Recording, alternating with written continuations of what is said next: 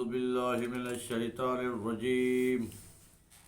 بسم الله الرحمن الرحيم. الحمد لله رب العالمين.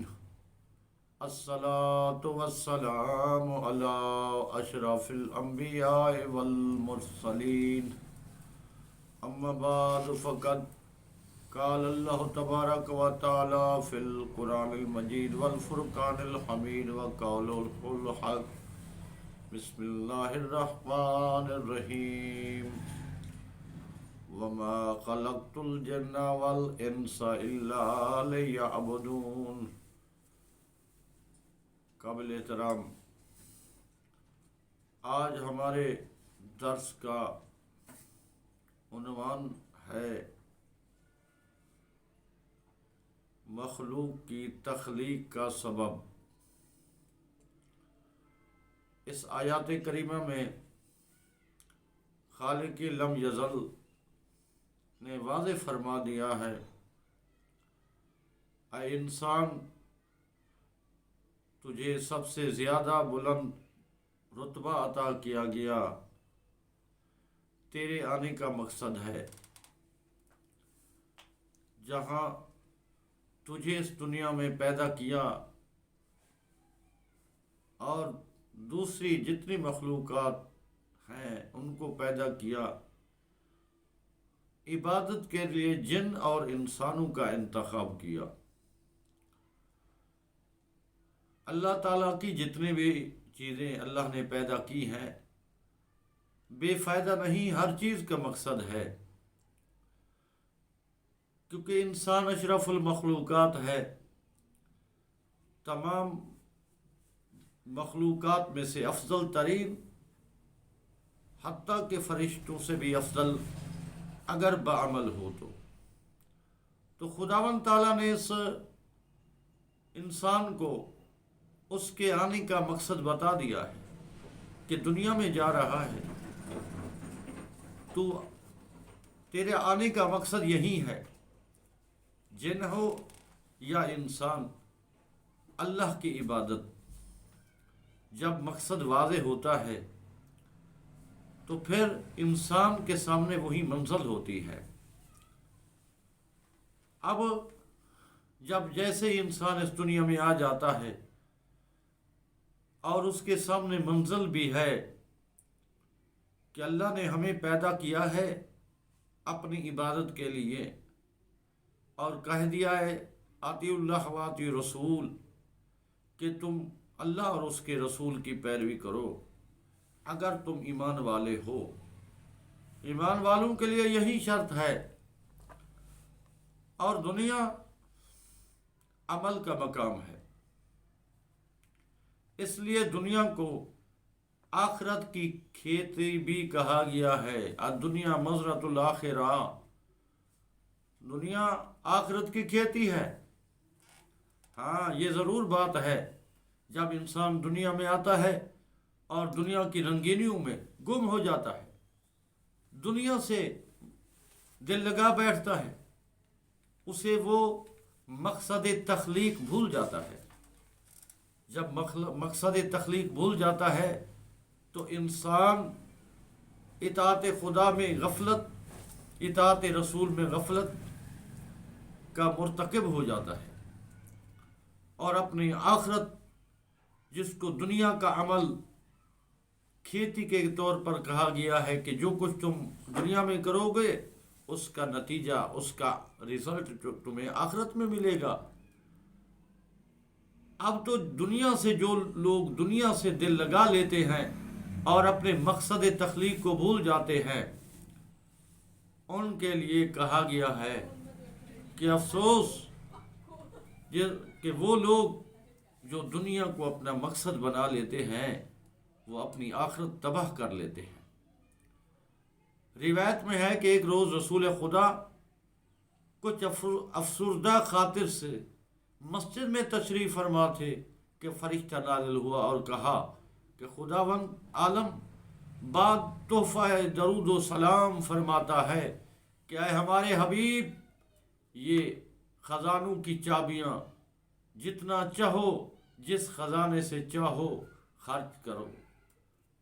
دنیا کے تمام خزانے تمہاری خوشنودی سے زیادہ نہیں ہیں۔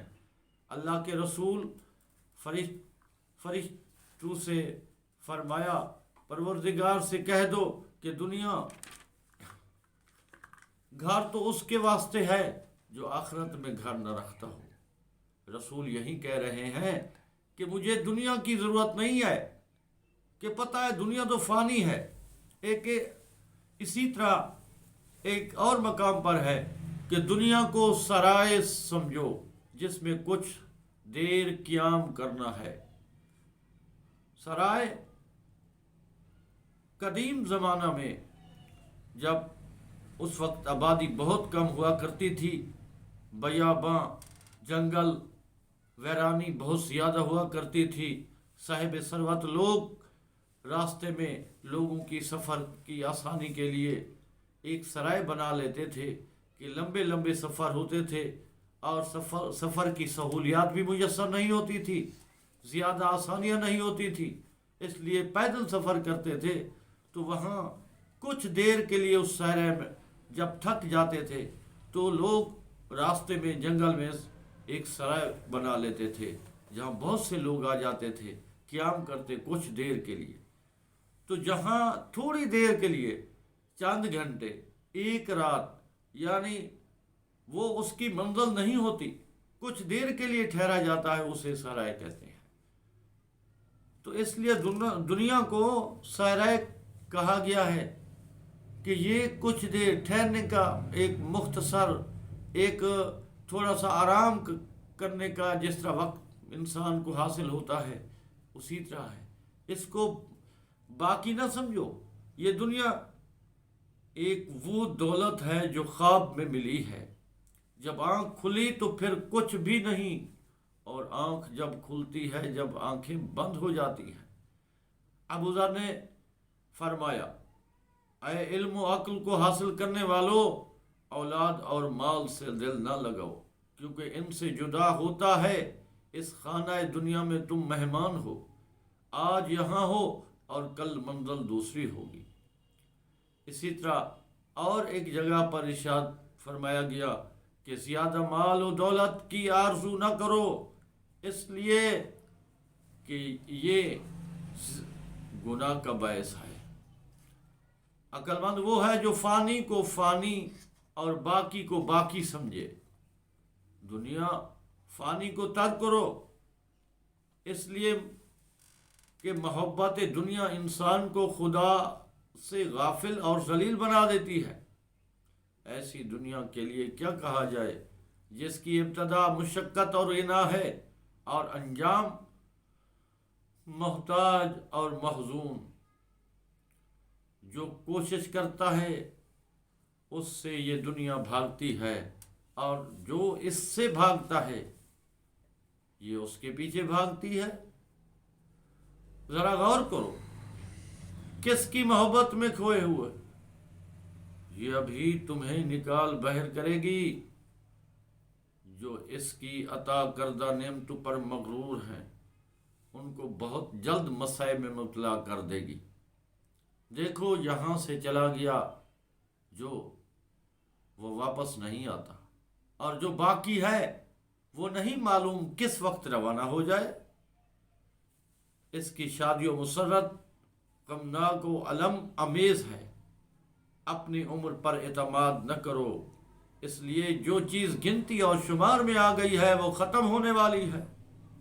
دیکھو یہ دنیا فنا ہو جائے گی، اپنے رہنے والے کو ختم کر دیتی ہے، اور اس نے کسی کو عزت نہیں دی۔ اس کو ذلیل نہ کیا ہو۔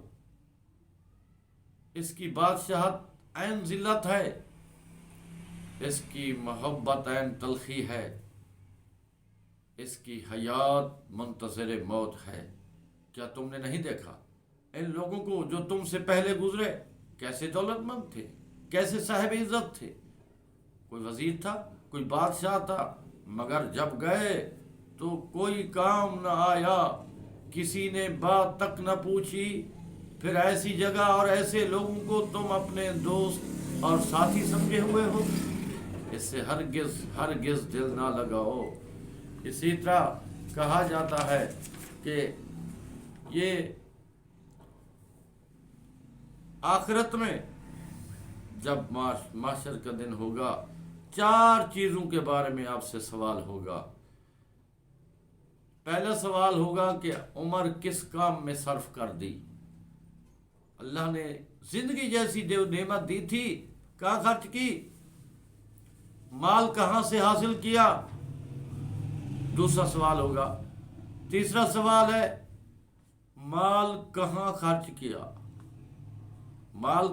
دوسرا سوال تھا مال کہاں سے حاصل کیا، اور تیسرا ہے مال کہاں خرچ کیا۔ چوتھا سوال ہے جوانی کس کام میں گزری؟ یعنی یہ 4 سوال جو ہے ہر شخص سے پوچھے جائیں گے، لہذا ہمیں ان 4 سوالوں کو سامنے رکھ کر زندگی گزارنی چاہیے کہ اگر ہم سے خدا پوچھے تو ہم کم از کم جواب دیں کہ ہم نے جوانی بھی جس طرح آپ نے حکم دیا اسی طرح گزاری، اور عمر بھی پوری زندگی تیرے خوف میں گزار دی، اطاعت میں گزار دی، مال بھی حلال حاصل کیا اور خرچ بھی اسی طرح کیا جس طرح آپ نے کہا۔ اللہ تعالی ہم سب کو توفیق دے کہ ہم آخرت کے بارے میں سوچیں اور اس دنیا کو اپنا عمل کا مقام بنائیں۔ وما علینا الا البلاغ۔